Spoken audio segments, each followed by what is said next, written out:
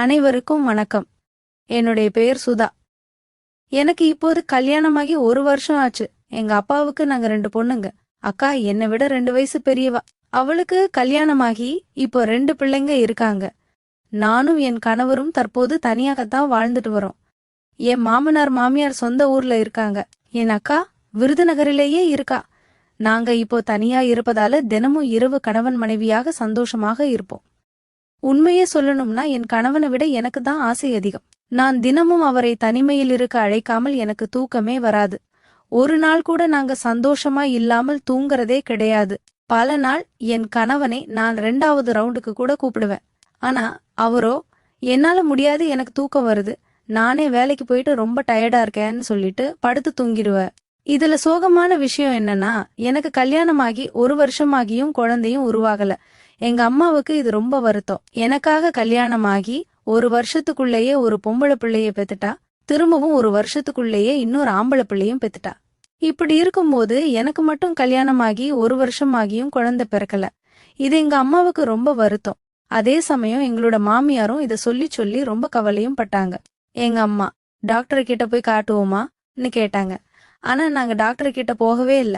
அப்படி இருக்கும்போது எங்க புருஷன் ஒரு நாள் ஃபோன் பண்ணாரு. மறுநாள் உன் ஊருக்கு ஒரு வேலையா வருவேன், உன் அக்கா வரல, நான் மட்டும்தான் வரப்போறேன்னு சொல்லிட்டு இருந்தார். 1 வருஷமாகியும் குழந்தை இல்லைன்னு ஊரே பேச ஆரம்பிச்சா உங்க மனநிலை எப்படி இருக்கும்? மறுநாள் என் அக்கா புருஷன் சொன்ன மாதிரியே வீட்டுக்கு வந்துட்டாரு. காலையில டிஃபன் சாப்பிட்டுட்டு அவர் வேலை விஷயமா வெளியே போயிட்டாரு. சாயந்தரம் தான் வருவேன்னு சொல்லிட்டு போயிட்டாரு. அன்னைக்கு திடீர்னு என் கணவர் மத்தியமே வீட்டுக்கு சாப்பிட வந்துட்டாரு. என்னங்க திடீர்னு சாப்பிட வந்திருக்கீங்களே, என்ன விஷயம்னு கேட்டேன். எல்லா ஆபீஸ்ல ஒரு முக்கியமான விஷயம், அதனால என்ன, வெளியூருக்கு போக சொல்லிருக்காங்க, அதனால ட்ரெஸ் எடுத்துட்டு போறதுக்கு வந்தேன்னு சொல்லி மதியம் வந்து சாப்பிட்டுட்டு அவசர அவசரமா ஆபீஸ் விஷயமா வெளியூர் போயிட்டாரு. போகும்போதே மச்சான் வந்தாருன்னா அவரை தங்கிட்டு ஒரு நாள் இருந்துட்டு நாளைக்கு ஊருக்கு போக சொல்லு. வந்த இடத்துல நானும் அவரை சந்திச்சு பேசவே இல்லை. அதே மாதிரி வந்த உடனே அனுப்பிட்டாலும் ரொம்ப மன வருத்தமா இருக்கும். அதனால பேசாததால ஒரு நாள் தங்கிட்டு அனுப்ப சொல்லு, அப்பதான் நல்லா இருக்கும்னு சொல்லிட்டு என் புருஷனும் சாப்பிட்டுட்டு உடனே வெளியூருக்கு கிளம்பிட்டாரு. சாயந்தரம் வரேன்னு சொன்ன என் மாமாவும் சாயந்தரம் வரவே இல்லை. அவர் நைட்டு 8 மணிக்கு தான் வந்தாரு. சாப்பிட்டுட்டு உடனே நான் கிளம்புறேன், இப்பவே லேட் ஆயிடுச்சு, ஊருக்கு போறேன்னு சொன்னாரு. அப்பதான் நான் சொன்னேன், என்ன மாமா, நீங்க சாயந்தரம் வந்து இருந்தீங்கன்னா ஊருக்கு போக கரெக்டா இருந்திருக்கும். ஆனா இப்பவே பாருங்க மணி 8 ஆயிடுச்சு. இதுக்கப்புறம் நீங்க ஊருக்கு கிளம்பி போய் சேர ரொம்ப லேட் ஆகும். என் புருஷன் கூட சொல்லிட்டு தான் போயிருக்காரு. மச்சான் வந்தாருன்னா நைட்டு தங்கிட்டு போக சொல்லு. ஏற்கனவே நேத்து தான் டிராவல் பண்ணிட்டு வந்திருப்ப, மறுபடியும் இன்னைக்கும் டிராவல் பண்ணானா உடம்பெல்லாம் ரொம்ப வலியா இருக்கும். அதனால நாளைக்கு போனா அவரால் எந்த வேலையும் செய்ய முடியாது. அதனால இன்னைக்கு ஒரு நாள் நைட்டு நல்லா தங்கி ரெஸ்ட் எடுத்துட்டு நாளைக்கு போக சொல்லுன்னு சொல்லிட்டு தான் போயிருக்காரு. அதனால நீங்க கண்டிப்பா இருந்துதான் போகணும். நீங்க இல்லாம போயிட்டீங்கன்னா என் கணவன் என்னை வந்து திட்டுவாருன்னு சொல்லி நான் அவரை இருக்க வச்சேன். அதே போல உங்க மச்சானும் அவசரமா வேலை விஷயமா வெளியூருக்கு போயிட்டாரு. அவரை உங்க சந்திச்சு பேச முடியலன்னு சொல்லி ரொம்ப வருத்தப்பட்டாருன்னு என் புருஷன் கிட்ட சொன்னேன். ரொம்ப நேரமா யோசிச்சேன் என் மாமா. சரி, நீ சொல்றது கரெக்டு தான், இப்பவே லேட் ஆயிடுச்சு, அதனால நான் தங்கிட்டு நாளைக்கே போறேன்னு சொல்லிட்டு சம்மதிச்சிட்டாரு. இந்த விஷயத்த என் அக்காவுக்கும் ஃபோன் போட்டு சொன்னாரு. என் அக்காவும் சரிங்க தங்கிட்டு காலையிலேயே வாங்கன்னு சொல்லிட்டாங்க. அதுக்கப்புறம் என் மாமா வந்து டிஃபன் சாப்பிட்டு முடிச்சதால சரி டைம் பாஸ் பண்ணுவோம்னு சொல்லிட்டு சோபால உட்காந்து டிவி பார்க்க ஆரம்பிச்சாரு. அப்போ நான் கேட்டேன், மாமா இப்பதான் சாப்பிட்டீங்க, எதுவும் காஃபி டீ ஏதாவது வேணுமா, போட்டு தரவா? உடனே மாமா அதெல்லாம் வேண்டாமா, இப்பயே நல்லா திருப்தியா சாப்பிட்டுட்ட, எனக்கு எதுவும் வேண்டாம்னு சொல்லிட்டாரு. சரின்னு சொல்லிட்டு என்னோட எல்லா வேலையும் முடிஞ்சத நானும் அவருக்கு பக்கத்திலேயே உட்காந்து டிவி பாத்துக்கிட்டு இருந்தேன். அப்போ எங்க மாமா என்கிட்ட பேச்சு கொடுக்க ஆரம்பிச்சாரு. உங்க அம்மா போன வாரம் எங்களோட வீட்டுக்கு வந்திருந்தாங்கம்மா, உன்னை பத்தி ரொம்ப கவலைப்பட்டாங்க, 1 வருஷமாகியும் குழந்தை பிறக்கலேன்னு ரொம்ப கவலைப்பட்டாங்க. உங்க அம்மா நினைச்சுக்கிட்டு இருக்காங்க நீங்க குழந்தை பிறப்பதை தள்ளி போட்டிருக்கீங்கன்னு. என்னென்ன வந்து உங்கள்கிட்ட சொல்லி புரிய வைக்க சொன்னாங்க. அதுக்கு நான் சொன்னேன், அவங்க படிச்சவங்க கொஞ்ச நாள் போகட்டும், அதுக்கப்புறமா பெத்துக்கலான் இருப்பாங்க, இதுக்கெல்லாம் நீங்க கவலைப்பட வேண்டான்னு உங்க அம்மாக்கு அட்வைஸ் தான் பண்ணேன். அதுக்கு உங்க அம்மா, மாப்பிள்ள நீங்க சொல்றீங்க, நீங்களும் என் மூத்த மகள் மேகலாவும் படிக்கலையா, உங்களுக்கு கல்யாணமாகி 1 வருஷத்திலேயே குழந்தை பிறக்கலையா, படிப்பு வேற இது வேற நீ எனக்கு புத்திமதி சொன்னாங்க. நேத்து கூட நான் கிளம்புறதுக்கு முன்னாடி உங்க அம்மாக்கு ஃபோன் பண்ணி நான் உங்க வீட்டுக்கு வர போற விஷயத்த சொன்னேன். அப்போ உங்க அம்மா சொன்னாங்க, மாப்பிள்ள நீங்க போறதுதான் போறீங்க, சுதாக்கு நல்ல புத்திமதியே சொல்லிட்டு வாங்க, சட்டு புட்டுன்னு ஒரு குழந்தைய பெத்து கொடுக்க சொல்லுங்க நீ என்கிட்டயும் அனுப்பிச்சாங்க. அப்படியே எங்க மாமாவும் சொன்னாங்க, சுதா நீ படிச்சவ, இந்த விஷயத்த நீ தள்ளி போடலாமா, மச்சான் சொல்லி புரிய வை, சீக்கிரமாவே நல்ல ஒரு குழந்தைய பெத்துக்கங்க.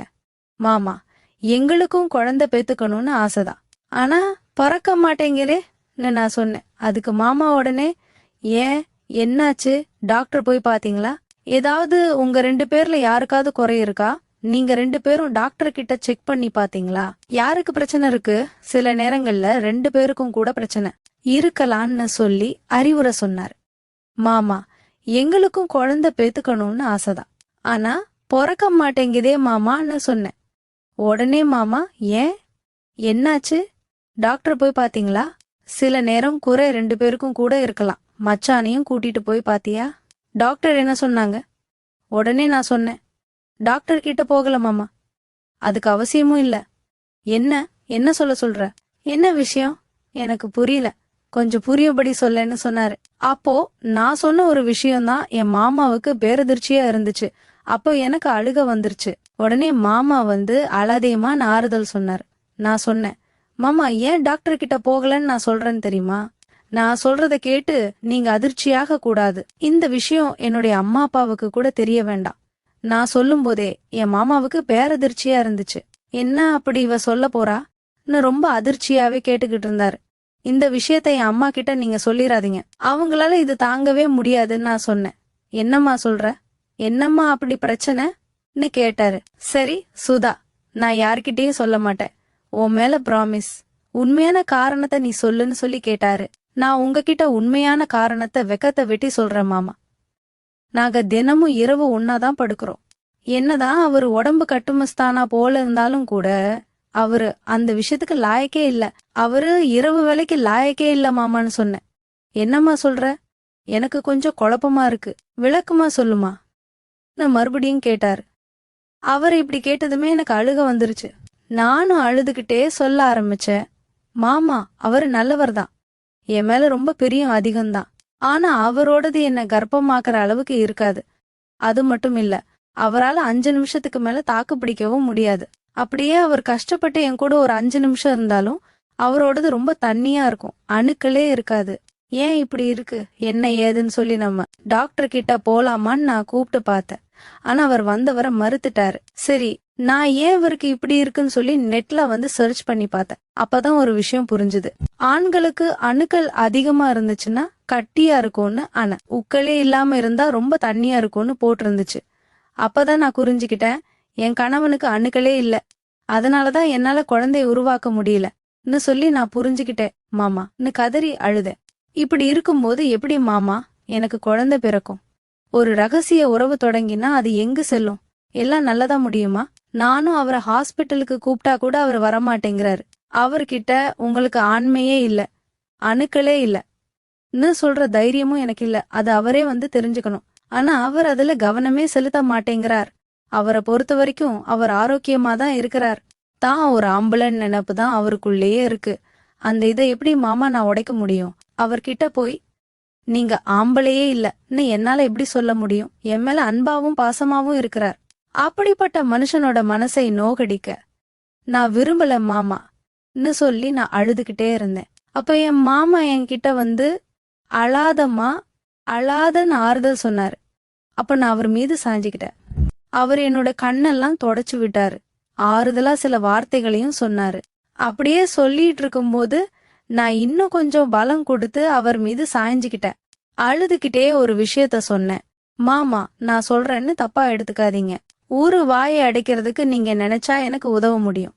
என்னம்மா சொல்ற, எனக்கு புரியலையே, புரியற மாதிரி சொல்லுன்னு சொன்னாரு. இல்ல மாமா, நீங்க நினைச்சா எனக்கு ஒரு குழந்தைய பெத்து தர முடியுமா, அதாவது நீங்க என் கூட ஒரு தடவை இருந்தா போதும், நான் கர்ப்பமாயிடுவேன், அதை என் கணவனுக்கு அவரால தான் குழந்தைன்னு நினைச்சுக்கிட்டு சந்தோஷமா இருப்பாரு, ஊரு வாயும் அடங்கிடும்னு சொன்னேன்.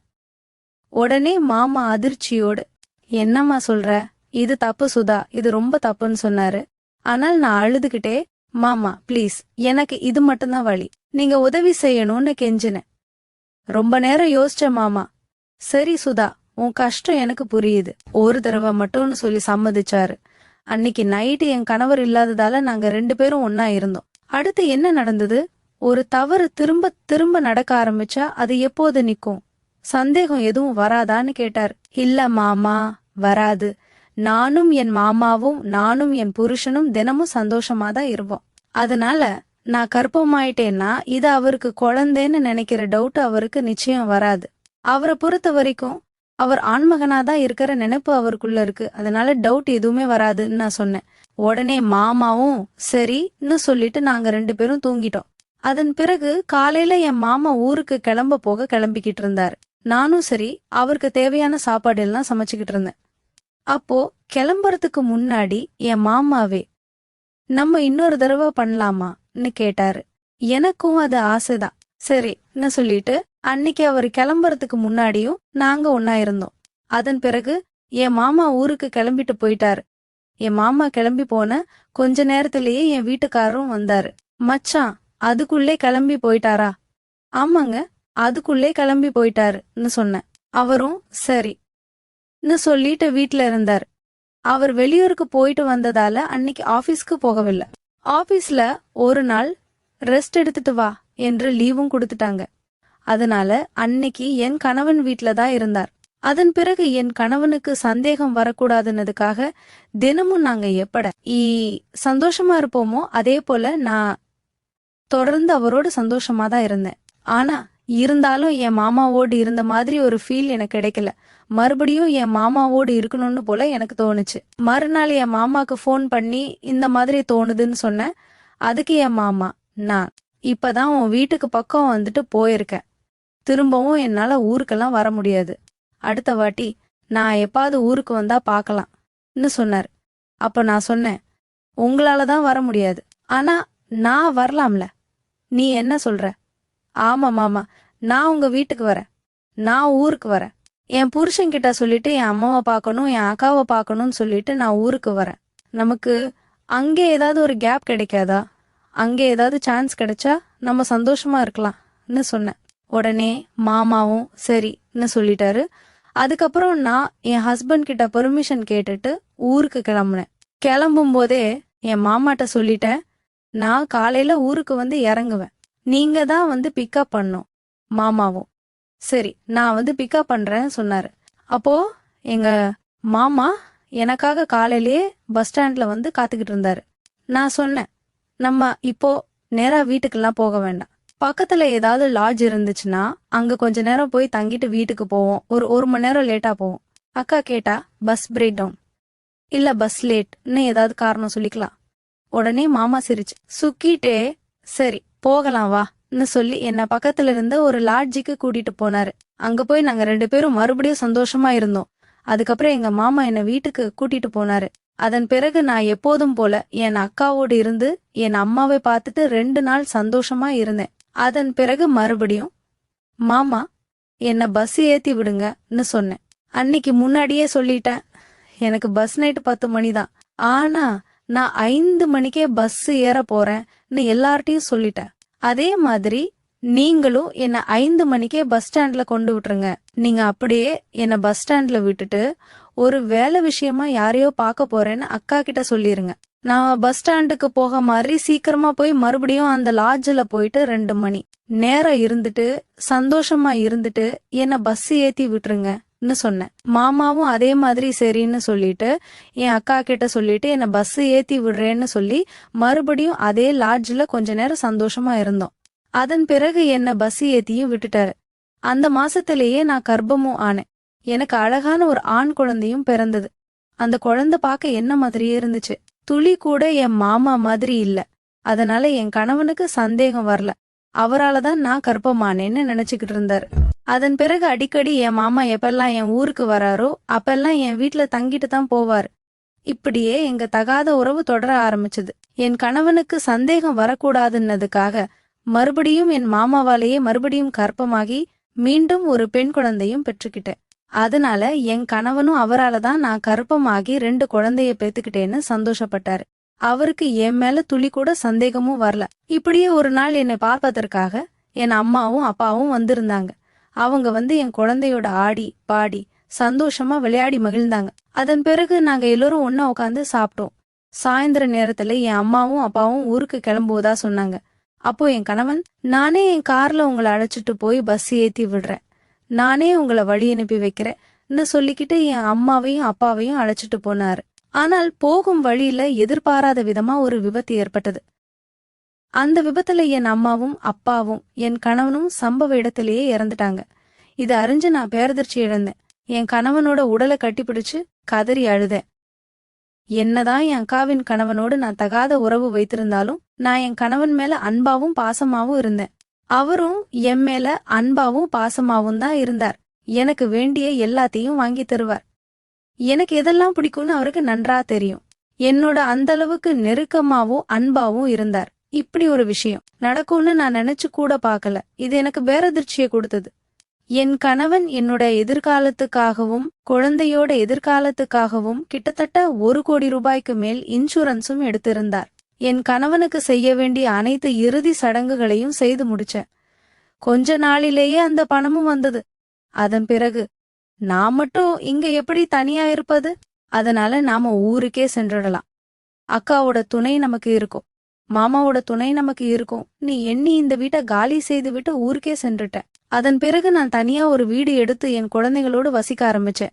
எனக்கு எந்த உதவி தேவைப்பட்டாலும் என் மாமா தான் எனக்கு செஞ்சு கொடுத்தார். எனக்கு 2 குழந்தைகள் பிறந்த பிறகு நான் குடும்ப கட்டுப்பாடு செய்துகிட்டேன். நான் அங்கு சென்ற பிறகு எனக்கும் என் மாமாவுக்கும் அந்த உறவு மீண்டும் தொடர்ந்தது. இதனால நாங்க தினமும் அடிக்கடி உல்லாசமா இருக்க ஆரம்பிச்சோம். நாட்கள் செல்ல செல்ல என் அக்காவின் கணவன் என் வீட்டில் அதிக நேரம் இருப்பது என் அக்காவுக்கே சந்தேகத்தை ஏற்படுத்தியது. இதனால என் அக்கா எங்களை ரகசியமா கண்காணிக்க ஆரம்பிச்சாங்க. அப்போதுதான் என் அக்காவுக்கே ஒரு பேரதிர்ச்சி காத்திருந்தது. அவர் எனக்கும் என் மாமாவுக்கும் தகாத உறவு இருப்பதை கண்டுபிடிச்சிட்டாங்க. இதனால அவர் என்னிடமும் சண்டை போட்டாங்க, அவர் கணவனிடமும் சண்டை போட்டாங்க. இதனால கணவன் மனைவிக்கு இடையே அடிக்கடி தகராறு ஏற்பட ஆரம்பிச்சது. ஆனா நாங்க எங்க தகாத உறவை நிறுத்தல, தொடர்ந்து கொண்டே இருந்தோம். அடிக்கடி என் மாமா என் வீட்டுக்கு வந்து அதிக நேரம் தங்கிவிட்டு சென்று கொண்டே இருந்தார். நாட்கள் செல்ல செல்ல என் அக்காவுக்கு ஆத்திரம் அதிகமானது.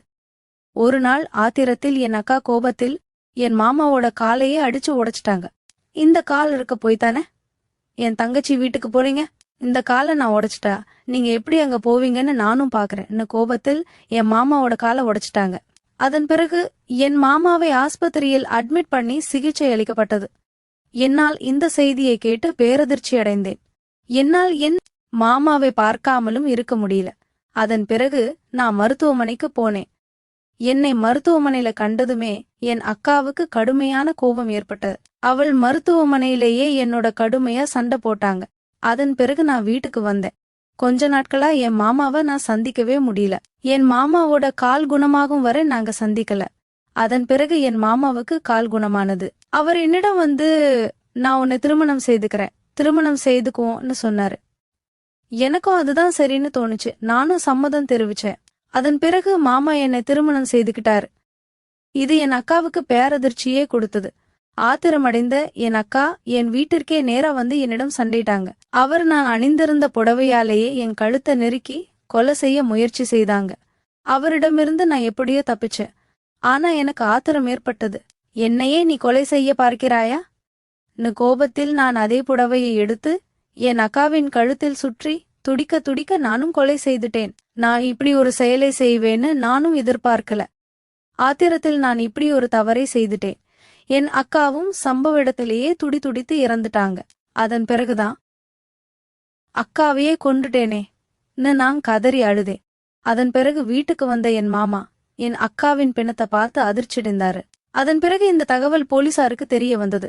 போலீசார் விரைந்து வந்து என் அக்காவின் சடலத்தை கைப்பற்றி பிரேத பரிசோதனைக்காக மருத்துவமனைக்கு அனுப்பி வைத்தனர்.